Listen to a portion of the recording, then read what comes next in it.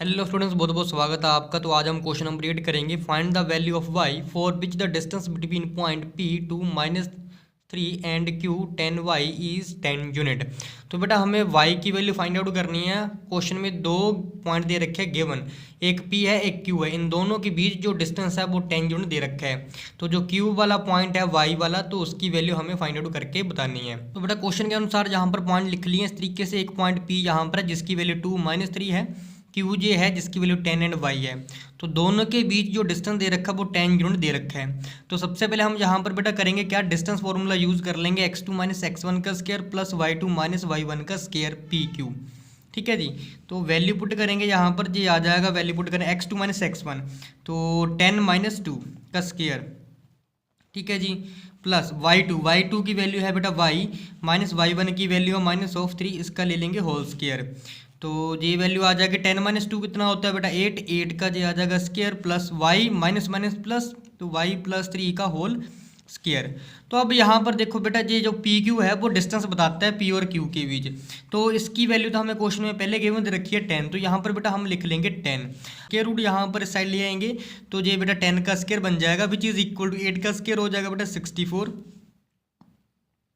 Plus यहाँ पर बेटा ए प्लस बी होल स्क्वायर का फॉर्मूला लगा देंगे तो ये आ जाएगा ए स्क्वायर यानी कि Y square plus B square मतलब 3 का स्क्वायर कितना होगा 9 plus 2ab 2 multiply by 3 6 multiply by 6 Y आ जाएगा।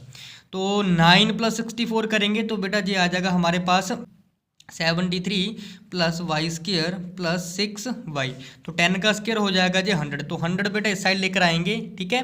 तो उसके बाद ये 0 के बराबर हो जाएगा तो रीअरेंज कर लेंगे थोड़ा सा। तो वाई स्क्वायर पहले लिख लिया प्लस 6y लिख लिया, ये प्लस के 73 लिख लिया, ये 100 दूसरी साइड जाके बेटा माइनस में हो जाएगा। तो Y square plus 6y plus छोड़ो पहले प्लस माइनस का तो माइनस ही होगा, बड़ा नंबर 100 है तो आंसर तो यहाँ पर माइनस ही आएगा। तो 73 बेटा माइनस करना है 100 में से, तो कितना आ जाएगा नेगेटिव के 27 विच इज़ इक्वल टू 0। अब हमारे पास मल्टीप्लाई करके माइनस के 27 आए और वही दो नंबर को ऐड करके प्लस के 6 आए। तो ऐसे दो नंबर कौन से होंगे, तो ऐसे नंबर होंगे प्लस के आ जाएंगे बेटा 9 उसके बाद जो माइनस होगा वो आ जाएगा हमारे पास 3y। तो माइनस का जो 27 आ जाएगा इज इक्वल टू 0। तो इन दोनों में कॉमन निकाल लेंगे और लास्ट ये वाले इन दोनों में कॉमन। तो पहले वाले में कॉमन तो y आता है, अंदर क्या आ जाएगा बेटा y प्लस 9। तो यहाँ पर तो नेगेटिव बाहर आएगा, तो इसमें जो कॉमन आएगा वो आ जाएगा बेटा हमारे पास 3 और अंदर रह जाएगा y प्लस 27 में से 3 गए तो ये आ जाएगा हमारे पास 9 इज इक्वल टू 0। तो इन दोनों में कॉमन निकालेंगे तो y प्लस 9 कॉमन आ जाएगा। ठीक है। अंदर क्या रह जाएगा जी y, ये आ जाएगा -3 विच इज़ इक्वल टू 0। तो यहाँ से 1 बाय 1 करके 0 के बराबर कर देंगे तो y plus 9 is equal to 0 एक बार, और दूसरी बार y -3 इज इक्वल टू 0। तो यहाँ से y की वैल्यू निकल के आ जाएगी बेटा माइनस के 9 और यहाँ से y की वैल्यू आ जाएगी पॉजिटिव के 3। ठीक है जी।